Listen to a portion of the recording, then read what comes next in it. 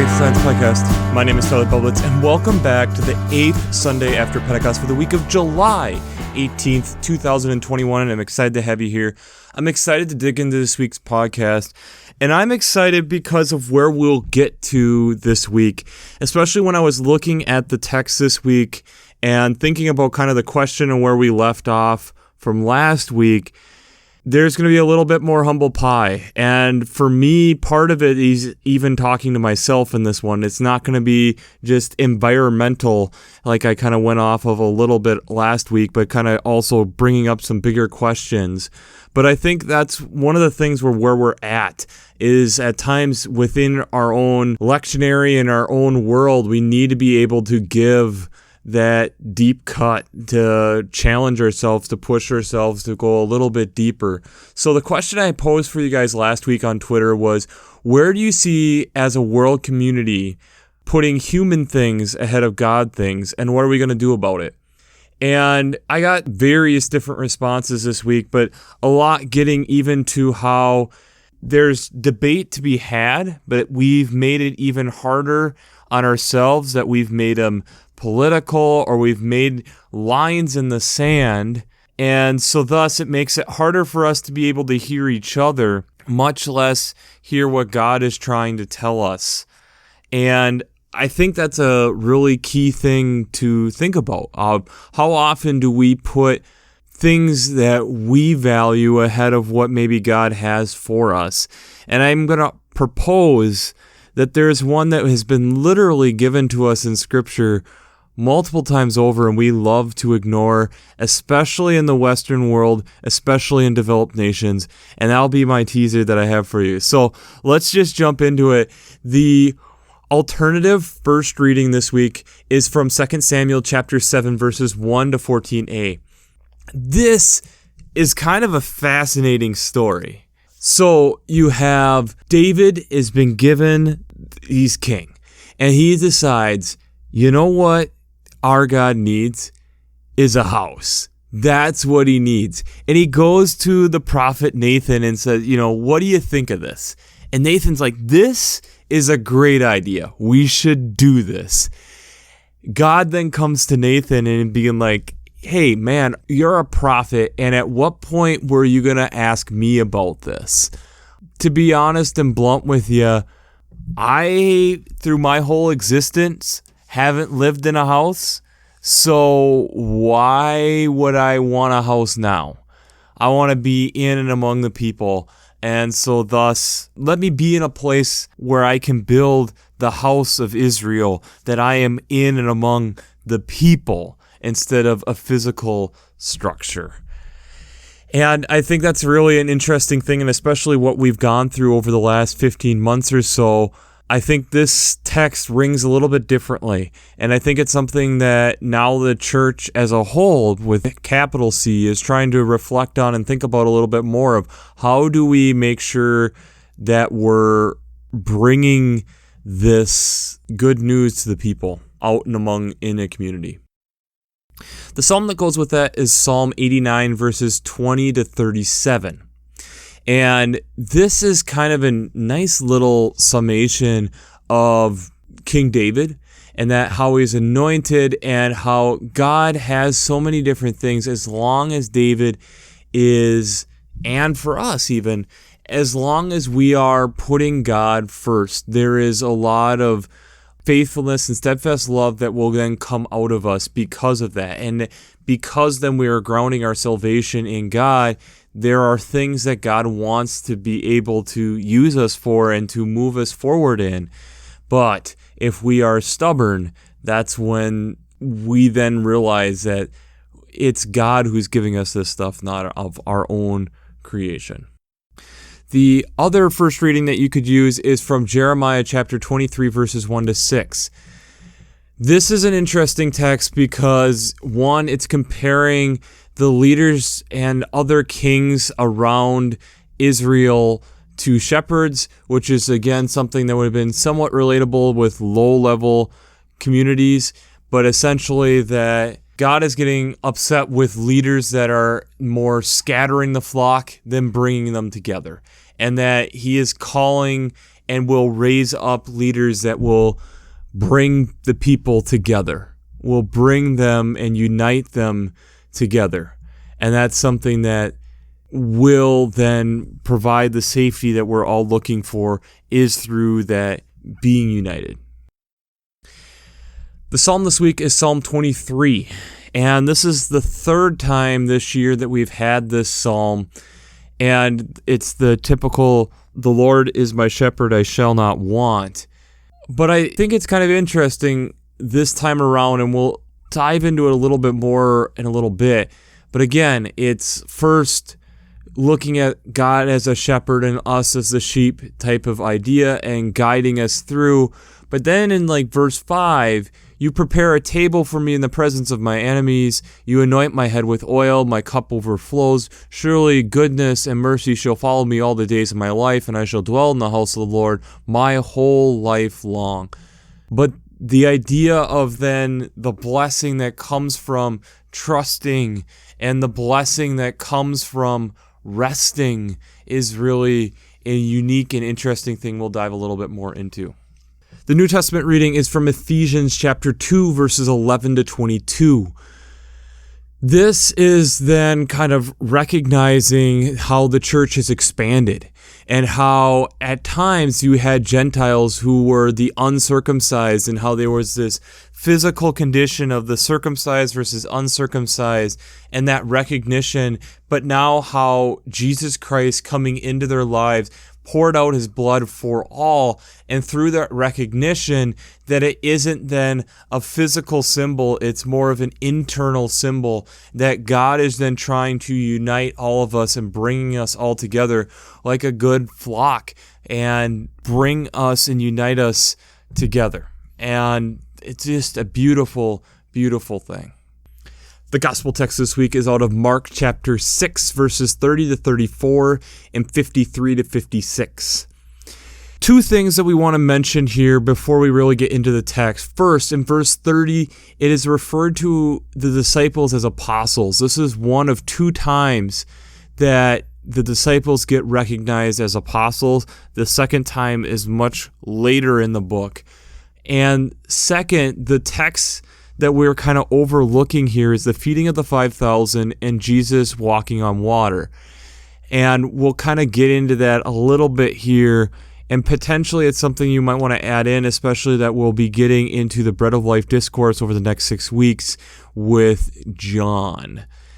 But this text picks up, and now again, remembering kind of where we've been the last few weeks, Jesus goes back to his hometown, has trouble healing, sends the disciples out. While the disciples are out, we hear last week about the beheading of John the Baptist. Now the disciples are coming back, and that's where this picks up. The disciples have done very, very well, and they can't get a break. There are people that are recognizing them, that they're doing all this healing and all this stuff. And Jesus in verse 31 essentially is saying, he said to them, "Come away to a deserted place all by yourselves and rest for a while."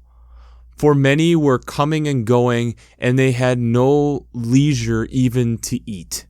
And so they eventually get into a boat, and then when they get to the other side, again, the crowd just picks up, and immediately this is that type of thing. Then it skips that huge text. So we had the feeding of the 5,000, Jesus walking on water. And again, this kind of is showing that this ministry is picking up and that they're continuing to spread this out through villages throughout the land. So before we talk about how faith and science come together this week, we have to do our shameless plugs for Working Preacher. If you haven't checked out Working Preacher, I'd highly recommend it. Between their Sermon Brainwaves podcasts, their commentaries, their discussions, since I'm not an ordained minister, I use them on a weekly basis to help bring you this podcast. It's so helpful to be able to listen to multiple biblical scholars, along with having other commentaries there to be able to reference, to give ideas, and make sure that I'm on the right path. But the other resource that I really enjoy using is the lectionary coming from Vanderbilt.edu. having the lectionary and all the different texts in one spot has been really helpful for me to bring you this podcast, but also having the great archive of art that they have relating to these texts is super helpful to potentially look at it in a new and creative way, at least for my brain. So if you haven't checked out the lectionary coming from vanderbilt.edu or workingpreacher.org, I'd highly recommend both of them. Last week, we talked about things that were putting our human self ahead of God. And what I found really interesting, especially in this gospel text, the apostles come back, the disciples come back, and they're telling them about all what he does. And Jesus is like, you need to go rest. You need to get away from this place now. And that's fascinating to me on multiple levels. One, especially coming from the West, being a white male in the United States that's told, like, you got to try being as efficient as possible and go, and you can rest when you're dead. This pokes me real hard this time. And especially, I know over the last year and a half, my job's changed quite a bit, and how I approach my job is, and there's times where I am beating myself up because I don't feel that I'm being efficient enough, and then I have this text screaming me in the face, saying, well, wait a second, what about if I'm not calling you to be 100% efficient? You see, the science behind what Jesus is talking about here backs him up, and it's really, really fascinating. As you probably know, because you're probably part of it, we are a very sleep-deprived people. And actually, we're really the only animal that will sleep-deprive itself. I guess that's the problem with free will. In certain ways, is we like to sleep-deprive ourselves. And the science is showing more and more this is really an issue. One, there's 15% of our genes are linked to sleep, that there's certain different parts of it that's just how we were designed.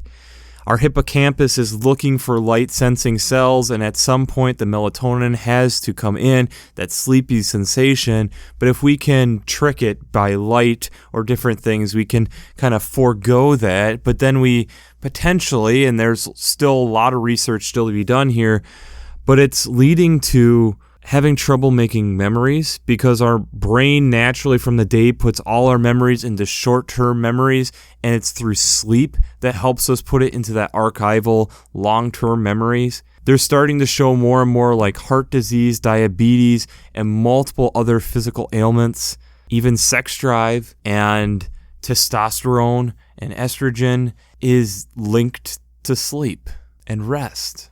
And it's amazing, even just in the learning community, and how much more when we actually give ourselves good amounts of sleep, both before and after learning to lock that in, up to 75% more retention just through sleep. And you've probably heard that as we sleep, there's different cycles in REM sleep, and where you're practically awake but you're sleeping, and how your body is using that time to heal and to process and do all these amazing things. And I'll attach links down below talking more about that. But yet then we don't want to do it. See, I find this interesting because here the disciples are probably coming in super excited. I know I would be. They've been going out and they've been doing what they've been watching Jesus do, and they're like, man, we can do this. This is exciting. They are probably running mentally, physically, and vocally 100 miles a minute. And Jesus is then like, you need to go and rest. You need to calm down. If you're going to continue to do this ministry, you need to be able to sleep, not just sprint through it. Which is interesting. Because then when you start thinking about it from that perspective, think of like the Ephesians text, where Paul is writing and talking about Gentiles who are coming to the faith, and the way that you come to a new conclusion like that is through rest and sleep. Comes from contemplation, comes from thought-provoking time, where you've slowed down to process things, to have maybe even discussions with people, to help you process this. But then what we just talked about, memory, happens through sleep. So these are people who have done sleep to be able to start to understand the process of what Jesus did for them too. The Lord is my shepherd, I shall not want. He makes me lie down in green pastures and leads me beside still waters. He restores my soul. We have to slow down to be able to get those blessings. We have to slow down to be able to recognize the still water, to have the green pastures, to slowly eat, but to sleep, to rest. Even though I walk through the darkest valley, I fear no evil, for you are with me, your rod and your staff, they comfort me. To be comforted, you have to rest. You can't be anxious. You can't be running a mile a minute. Jeremiah calling out that there are bad leaders, but there will be good ones coming. And that we then have to rest and wait, but also be alert. And that means that we have to be able to be sleep enough to be able to recognize that. Like we talked about, to be able to learn, we have to have sleep. So to sleep, then we are able to learn. Thus, we're able to listen. We are able to absorb new information. Nathan, in the story with David, jumped too quick and didn't rest with it, didn't talk to God about it. Didn't let God into the situation, and then God's like, sir, Nathan, that's not what I want you to do. And that happens afterwards, and kind of is like, dude, why didn't you talk to me? You see, the recognition of we are a people now who like to run so fast, are we letting God talk? Or is it coming back later where it's like, I didn't want you to do that. You're running too fast. Why are you doing that? Why didn't you just rest in me? I have all these blessings and things for you, but we're not willing to slow down to do that. We have tried figuring out ways to hot rod essentially our brain so that we don't need sleep. But the issue is now they're starting to show more and more correlations of dementia, Alzheimer's is linked with lack of good sleep. And the thing that they're realizing is sleep is not like a bank. It's not something that we can just deposit. It's something that we have to make a habit. We have to make it a priority. Sound familiar? Because to me, it sounds very familiar to faith. Our faith life is not a bank. It's something that we have to keep working on and keep being persistent in. And now we're getting told through studies and sleep that, yeah, that should be a priority too. And the thing is, didn't we get told this?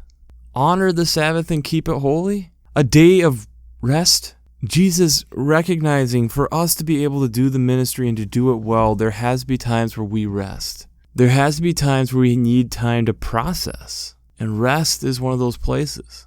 And in our mind, we sleep. That's when we process and move our memories from short-term to long-term to be able to recall later. You see, rest is important, and I'm as guilty as anyone. Take a look at when a lot of these podcasts initially get sent out, and a lot of them are around midnight or later, which means that I was up most of the time doing that, sacrificing sleep. How many studies do we need to show where our reaction time is slower, and we have all these different things to try helping us fall asleep? And the thing is that's funny is like sleeping pills, for instance. I was listening to something from a PhD called Matt Walker, who studied sleep for 20 years as a university professor at Cal Berkeley. And it's just a sedative. It doesn't give us good natural sleep. It's essentially just kind of turning off the mind. It's not really the type of sleep we need to really rejuvenate the body and really let it do its second half of work. And in a culture then where it's like, okay, well, I'll just have caffeine to suppress these different things that I feel, the drowsiness that I feel, and then I'll take, alcohol at the end of the day to kind of help me just nullify myself. These don't help for good sleep. It's us trying to do hot codes to try to just get around it. It isn't that what Jesus is kind of also leading his disciples into saying here? I'm trying to gather and trying to be a good shepherd here. And to be a good shepherd, I need to have you recognize you need to pace yourself. And in pacing yourself, you need to rest. You need to figure out a way to make sure that you have rest. It's something we under-prioritize. in our lives, we love cramming things in. And I think when we look back at like the last 15 months, how we craved having something on the schedule. And now I look at how many schedules are getting fuller and fuller so quickly. And how well are we going to be able to maintain that? At what point do we value sleep? At what point do we value connecting with God? At what point do we value these different things? I know for me, the last couple weeks, for a lot of reasons, there's been a lot going on in my personal life, and we'll see if eventually I get into it, but it's been chaotic. There's been a lot of things going on, like many people. And over the last couple weeks, there's been a couple different things where I've been able to participate to slow myself down and to really absorb moments and for a while ignore whatever time it is or whatever, and just feeling myself regain myself, to feel more myself, to be able to be less on edge. And it's amazing that in those times, that's where a lot of my best thought comes. In fact, when I think about this podcast, I had multiple different ideas because I was thinking about this more from a perspective of gathering people together in a community and that type of thing. And then I recognized, no, what we really need to talk about here is rest. And it was in me taking a walk and resting from the chaos of everything I've been doing that then this is like, yeah, this is what you need to talk about. And it's amazing, like in the last few weeks of what we've talked about too, like the blessings that God wants for us. And yet then we look at, I am starting to think that sleep then, from doing this research, and check these links, honestly, check these links this week, how much heart disease, diabetes, high blood pressure, all these things are associated with lack of sleep. And then Jesus talks about how he has blessings for us. And it's like, is this part of it where he's like, I want to help you with your health, but you got to help me out here. You got to give me the time. You got to let me be willing and able to have you dream dreams and have visions. I need you to be able to slow down enough that we can actually connect and talk. And I know for me, this is hitting me hard too, because I wonder, am I myself going too fast, trying to cram all these different things in and not actually giving enough time to so many things in life? Because it's, well, I got to run here and run there. And it's a story that, at least here in the United States, we love reiterating. We're in a place of a great reset within the world community. As communities do come out of COVID, and also recognizing that there's some that's still a ways from that. But when we get through this as a world, there has to be a shift in priorities. And maybe one of the things we need to solidly look at is, are we valuing our sleep? Are we putting out too much light pollution and trying to push ourselves further and further forward that it's actually to the point of we don't work? Jesus recognizing that we were not built to be 100% efficient. And when we try to be 100% efficient, we actually are less efficient, because when we have more suicide rates, we have all these different mental health issues. Partially, probably, because we're not sleeping. Because we've looked at suicide rates with sleep deprivation is higher. We've looked at different health conditions go up, correlated beautifully with lack of sleep. And we already know learning is more difficult when we don't sleep. Is some of the fights that we're having around the world today because we're sleep deprived? And I'll leave that up to your imagination on what fights those are. What about us? Are we doing that with our faith? Are we doing that with our own bodies? Are we letting ourselves get that break? How about in ministry? Are we giving ourselves that break that we need? Are we giving that rest so that people actually can contemplate and think about and connect with God at their own pace too? To welcome someone into a community typically isn't done just spontaneously. It takes time. And that's what I think is so interesting with the 23rd Psalm. It's a psalm that's so familiar and it's heartwarming, but it's like we don't process what those words actually say. We have to be able to lie down. We have to be able to be comforted. We have to trust. that doesn't mean we plow ahead. Again, I'll attach the links down below. Really look into some of this stuff because it shook me up this week, and I know it's not as deep, but I'm partially wanting you to hear it yourself. But the statistics are just crazy with how inefficient we are when we don't give ourselves sleep when we're trying to push that little bit more, which is really weird. So the Twitter question this week is going to be very open-ended. Do we need more rest? And if so, why? If not, why? So essentially, do we need more rest? And explain your answer. I think we really do. Because I think it's in that rest, in that place, that's where God really meets us. That's when we get our soul restored so that we can continue to go and do ministry. That's how we prevent burnout in whatever our job is. And we need that place of rest consistently. We weren't designed to be 100% efficient, and it does catch up with us. And I know all of you, I value a lot. Just having you on this podcast and listening, and that means that we need to be taking care of each other. And that means for myself too. There's things that I need to do better to take care of myself. Before I got married, I distinctly remember talking with a good friend of mine and talking about at times where I was still trying to figure out my work-life balance. And he told me, you got to figure that out before you get married. And the thing is, I'm wondering if that's something that we need to be able to do with our spiritual life too. Is it really when we give that time and make sure that we're making time for it and making sure that we have that rest in that's when we really grow? Is that when we're really laying beside still waters? I'm not sure, but I think it's something that it's worth a try. So, we'll wrap this up as we always do. I pray God blesses you through your faith and amazes you through science.